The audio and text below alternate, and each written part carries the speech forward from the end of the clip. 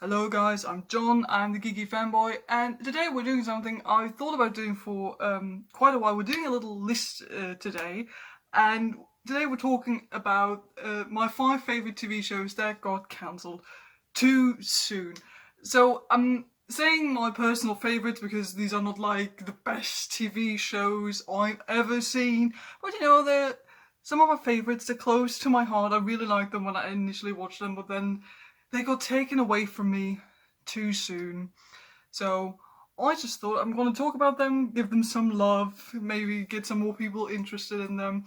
There are probably going to be 1 or 2 shows on here that you will know. But also disclaimer, they're not going to be shows on here that are like very obvious, like, I don't know, Firefly. I know that's a very popular example, but to be honest, I have not seen Firefly yet, so I'm sorry, so I can't put it on the list. So yeah, these are my 5 personal favorites as to shows that got cancelled too soon, and they're not like in any particular order. So the first one I'm gonna name is not like it's like not worse or better than the last one I'm gonna name. It's just random. It's just how they came to my mind when I wrote them down. So let's get started. The first show I would like to talk about is the 2013 Dracula series starring Jonathan Rhys-Meyers. Up front, I did not like the Dracula novel. I tried to read it, never finished it because it's just so goddamn boring. I'm also, I know that this is a bit of a hot take, not the biggest fan of the Dracula film starring Gary Oldman. Also thought that was a bit boring. Looked nice though. Bit boring, but looked nice. But in general, I'm a huge fan of vampire stories. Maybe some of you know, like, What We Do in the Shadows is one of my favorite films, and I also like the TV show they're doing at the moment. So yeah, I'm into vampire stories. I like them, and I found out about this back when it came out because it was around the same time I had tried reading the book, and I was looking into some adaptations I could watch. And I came across this series. Yeah, it came out in 2013, and it got cancelled, unfortunately, after the first series. What I liked so much about this, it just took the characters from the book and made them a lot more interesting, and just it just made the whole story a lot more interesting. So it's still like the basic storyline you know from the book, but a little bit tweaked. So we have Dracula coming to Victorian England posing as an American businessman. And he's there to take revenge upon the people who, in the past, in the Middle Ages or something, killed his family. And when he goes there, he sees Mina, and is immediately reminded of his dead wife. So he totally falls in love with her, and tries to win her love. But of course, at the same time, she's together with Jonathan Harker. So it's sort of a love triangle, but it's not as annoying as it might sound. And the show is super badass. Like, the fighting is really cool, and Dracula as a character is actually like terrifying but also badass, and you're really rooting for him even when he does evil stuff. And show is also sexy as hell, one should say.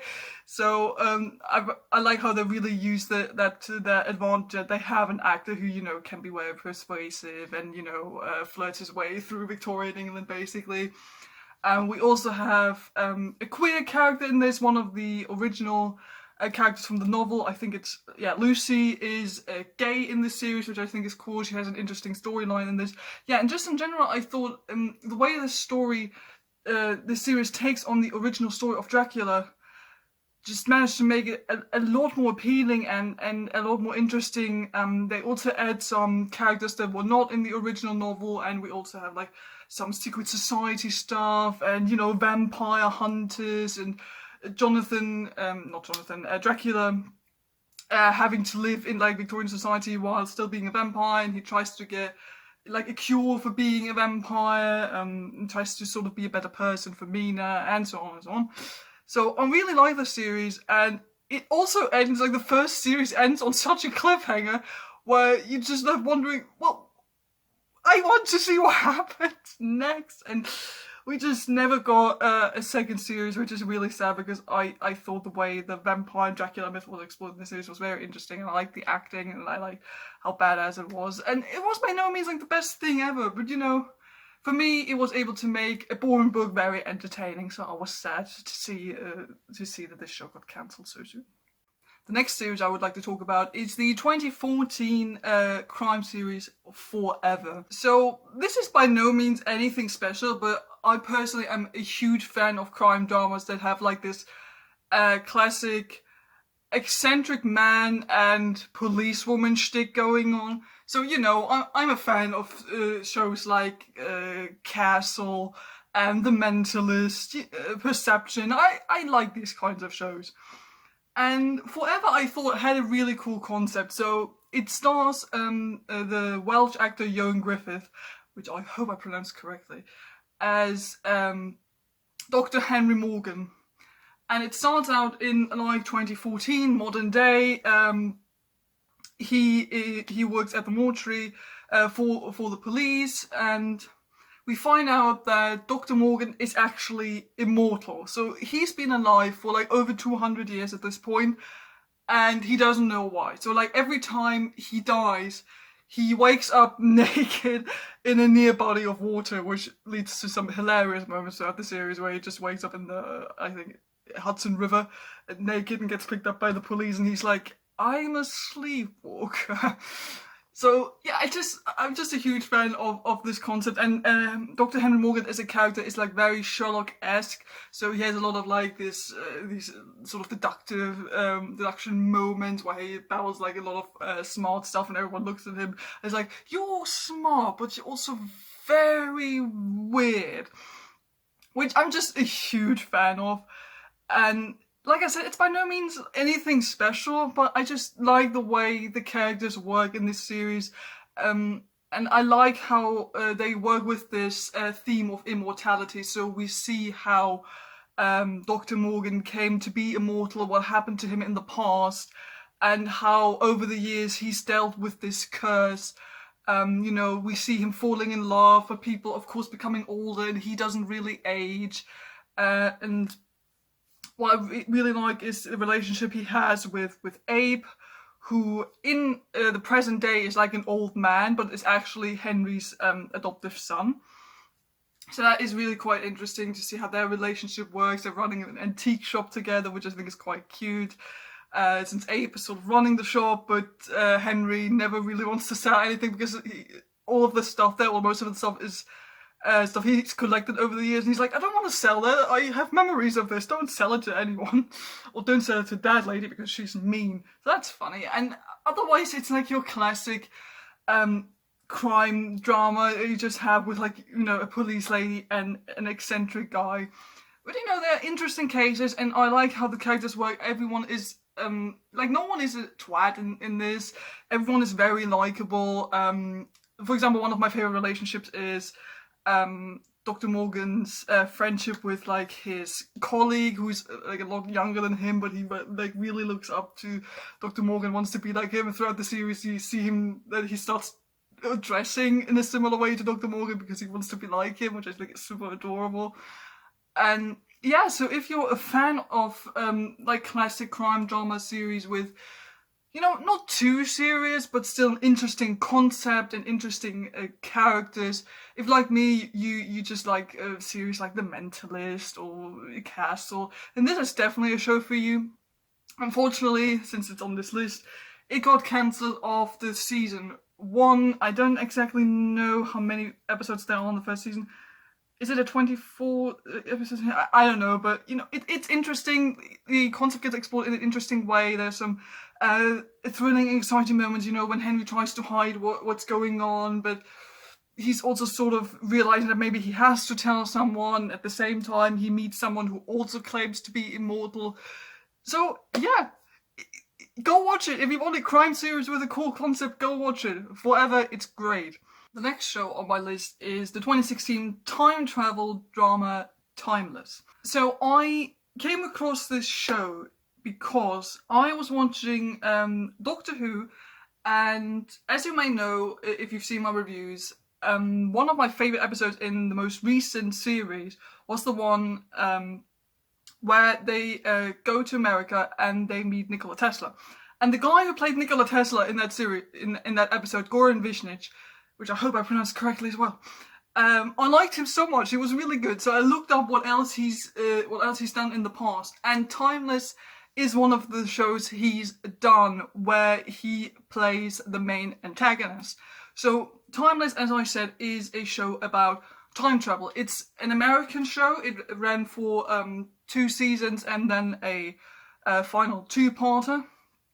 And it's about 3 people who have to retrieve or have to travel through time in order to find out why the bad guy, why Goran Visnich has stolen their time machine and now tries to change certain events throughout American history. So it's your classic setup. We got like 3 people. It's a historian, a soldier, and like a technician guy who travel into the past as soon as they get an alert that something's changed in history, and they have to go there and figure out what's gone wrong and how they can fix it. All the while, they have to find out why is Goran Visnich doing all this evil, bad stuff. But then there's also like a bit of a more underlying stuff there, that all of this might be bigger than they thought it would be, that sort of stuff. So again, this is not the most like biggest thing or the best thing ever, and it's also not like the most intuitive time travel idea you've ever seen, but you know, I like it. I'm a huge fan of the time travel concept in general, as you might have guessed from me talking about Doctor Who in the beginning of this. So I just really like it. Again, the characters here I think work mostly very, very well. I like the dynamic of the main trio, but what I think is especially interesting is the relationship between like the leading lady in the trio, between her and the main antagonist, so Goran Visnich's character. There's some interesting relationship stuff going on that gets explored a lot throughout the series. That's the word, sorry. And, you know, if you're just a fan of, like, classic time travel stuff, this is your thing. Like, they do all the classic stuff, travel to famous people, travel to famous events that have happened, and meeting famous people, some of them good, some of them evil. So, you know, we get JFK, we get, which I thought was interesting, H.H. Holmes, the first serial killer in America, in his horror hotel, was cool. We get like a Native American history and all of that, all of the classic, you know, American history stuff you can imagine. And it just works, you know, it's fun, mostly light-hearted television with, I think, mostly very likable characters. You have to see how you like some of the relationships they explore in this series. You know, there is some love stuff going on there, which can be a little bit annoying now and then, but regardless, I think the characters are very interesting. They work very well together and they get explored in an interesting fashion. And it gets also very dramatic towards the 2nd season. So what I have to say here, since I said this, the show does have an ending. So it got cancelled after the 1st season, but then got quickly picked up again for them to make a 2nd season, only to then be immediately cancelled again. But they said, okay, you can shoot like a big 2-parter finale, so you have like a proper ending to the show. So which is why we have season 1, season 2, and then like a finale, which is like a 2-parter. So you could argue it's not really cancelled too soon because it does have a proper ending. But you know, if you watch the 2nd season and the finale, you can tell that there wasn't more they wanted to do, especially with the characters. And I think this show and the story and the characters had a lot more potential. It could have been explored in like maybe a 3rd or even 4th season. So in that regard, yeah, it does have an ending, so it's not as unsatisfying as maybe some of the other shows on this list. But you can tell they sort of they were forced to wrap it up. Since there's some relationships they left in what I thought personally unsatisfying way, where I just thought they wanted to do more with this. But yeah, if you're a fan of like Doctor Who or time travel stories in general, I think Timeless could be the series for you. This next one is a show I only watched this year, and it's the 2014 DC series Constantine. So this isn't it exactly like a secret that this show was considered to be quite good and then got cancelled after one season, but then they sort of tried to implement the John Constantine character in other TV shows. So yeah, I got interested in the John Constantine character because I was watching, Justice League Dark, the new movie, and then I got interested into reading some of the comics. And then I said, wasn't there like this TV show that one time starring Matt Ryan, who, by the way, is effing amazing? So yeah, in 2014, they had this show, and it was good. It was fun. Matt Ryan is so freaking amazing, and most of the storylines I thought were really, really interesting. So every episode is mostly self-contained, has like a new case every time. We have some recurring characters. We have like one or two storylines that run throughout the entire season, but mostly it's, just Matt Ryan having an absolute blast with playing this character. And you just love watching John Constantine as a character. I think he's very engaging. He's fun, but he's also sort of an anti-hero. He's not your average nice guy hero. He's just not. And if you like comics, DC stuff in general, you're gonna have a blast with this. But the supernatural elements, I think, in this are explored in a very interesting fashion. We have all sorts of different things, different dimensions, mind control, ghosts. We got everything, possession. It's just all of it is in there, and I think it gets explored in a very interesting fashion. And I think it's really, really sad that this show got cancelled so soon. But as you should know, or as you may already know, the John Constantine character got sort of picked up again later. Like, he had appearances in, I think, Arrow first in the TV show, which I have not seen, and then he got added into Legends of Tomorrow, which I actually have seen. Like, I watched the Constantine show, and then I was like, well, I want more of this character. I guess I'm gonna start watching Legends of Tomorrow now. This was legitimately the only reason why I started watching Legends of Tomorrow. Even though John Constantine only starts appearing in the 3rd season. But it's worth a shot.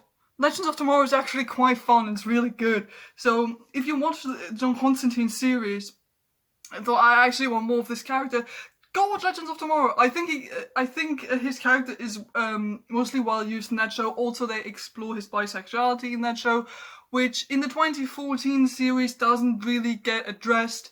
You can sort of maybe read into it if you like, but they didn't do it on purpose, which is unfortunate, I think. But regardless, Matt Ryan is just a fantastic casting choice for this role. And I honestly think you don't even have to be like a huge comic book fan or anything. Just, if you like fun, interesting series which are just a little bit different and have the supernatural element, I think you're going to have a blast with the Constantine series. Before we go on to number 5, just a couple of honorable mentions. The first one is Lie to Me. That was also a crime drama, which I think aired like in 2009 or something, starring Tim Roth. The series had 2 seasons, and I liked it a lot. Again, it's this sort of more classic crime drama, which has a very eccentric leading man solving crimes. What I liked about this series was its core concept, which was all about Tim Roth playing this character called Cal Lightman, who is, you could argue, a scientist who is an expert in telling if you can lie. So they get hired by the FBI or the police or whatever to interview people, and then do cold readings of them, see how they react to questions, and then they find out if they lie, why are they lying. So I just love the core concept of that series, and I love Tim Roth as an actor as well, and he plays a very fun and eccentric character who is a bit of a twat at times, to be honest. But I just like the concept and how the characters worked and how it got explored. Unfortunately, it only got 2 seasons, but regardless, those 2 seasons are very good. So that's another one of those crime dramas if you want to watch that. Then another honorable mention is the Jekyll and Hyde series from 2015. That one is, if you love your cheesy, camp, slightly cringy stuff, this is the series for you. I'm a huge fan of the Jekyll and Hyde story in general. I love the book, and I thought the series was quite a lot of fun, and it stars Tom Bateman. Tom Bateman, I think, is a great actor, and in this role, he's really fun to watch. How he's a very vulnerable, but slightly passive-aggressive Jekyll, and then he's like this very over-the-top, violent but fun Mr. Hyde. I think he plays this very well, and the series, like I said, can be like very campy and a bit cringe. In fact, the CGI is not the best, but it's fun, and I think it takes the Jekyll and Hyde myth into a new direction, since it's not set in Victorian times, it's set in a later time, and Jekyll is actually like a descendant of the original Dr. Jekyll. So yeah, if you're looking for like a new adaptation of that story, I can definitely recommend that series to you. And the last honorable mention doesn't necessarily apply to this, but this show doesn't get mentioned enough, namely Community, which is a 2009 series that ran for 6 seasons. It got cancelled in between like twice, I think, got picked up by all kinds of different networks, and I'm still waiting for that movie. We all know it, hashtag 6 seasons and a movie. And I know the actors are all down to do it if they finally do a film, but fans have been waiting for this for ages, and I do hope that one day we will still get that movie. But Community theoretically not cancelled too soon, but this series needs all the love it can get, and they even done like a table reading I don't know, like a month or two ago, which was really fun with the original cast and everyone. So go watch that, go watch Community if you haven't seen it yet, it's brilliant. And the last series I have to talk about is the 2013 Hannibal TV show. So this might be the one that hurts the most on this list, because I love this TV show to death. I'm a huge fan of like the Hannibal Lecter character in general. Ever since I've seen Silence of the Lambs for the first time, like, I don't know, 7 years ago or something, I was absolutely fascinated with this character. Then I went on to read all the books, loved them, saw all of the other movies, thought they were great as well. And then I found out, there's actually a TV series about the character, which sort of serves as a prequel. And let me tell you, it's amazing. It's exactly as psychologically torturing, as violent, as bloody, and as badass as a series about Hannibal Lecter should be. And I know this is like sort of probably the biggest series on this list. Like, it is not a huge surprise that this is one of the shows where a lot of people say it got cancelled way too soon. But the show deserves all the love. It just deserves to get a 4th season at some point, because I know that there's still sort of the hope that they might do a 4th season at some point. I know that like Mads Mikkelsen and Hugh Dancy, they're totally up for it, and Brian Fuller as well. So get on that. So yeah, maybe I should also talk a bit about what the show actually does. But it's Hannibal Lecter. You know what happens: murder, cannibalism, all the good stuff. But no, like the Hannibal series serves as a mostly prequel to the Hannibal Lecter canon of the books. So it's about mostly Will Graham, who we know from Red Dragon, and we see how he first came in to contact with Hannibal Lecter, which is actually because Will Graham is like not really that mentally well himself, so he needs to be evaluated, and so he starts talking to Hannibal as his therapist, while at the same time they're investigating crimes, and of course also investigating like a serial murder, who of course turns out to be Hannibal Lecter, but they don't know that. And Hannibal, is doing all the classic stuff, chopping the people up, serving them to his guests for dinner, and they don't know what they're eating, all the good funny stuff. And the first season is still like mostly this classic crime drama series, where you have a different murderer in every episode, but it's just a bit more dark and a lot more violent and like psychologically torturing and all that stuff. But especially like when you go into season 2 and season 3, the storytelling really picks up, and it becomes you have a lot more overarching storylines, and it becomes a lot more about the characters and their relationships, especially like the relationship between Hannibal and Will gets explored It's also ever so slightly gay, which I absolutely love. Not even slightly, it's like full on point. Yeah, just watch it. You'll see what I mean. And the third season then moves into like more of an adaptation territory, where we have some adaptation of the Hannibal novel, which is canonically speaking the last, or chronologically speaking, the last novel of the Hannibal Lecter series. And then it also moves on to actually adapting the Red Dragon storyline. But the show doesn't adhere to like 100% adaptation, which I think is fine. It works great.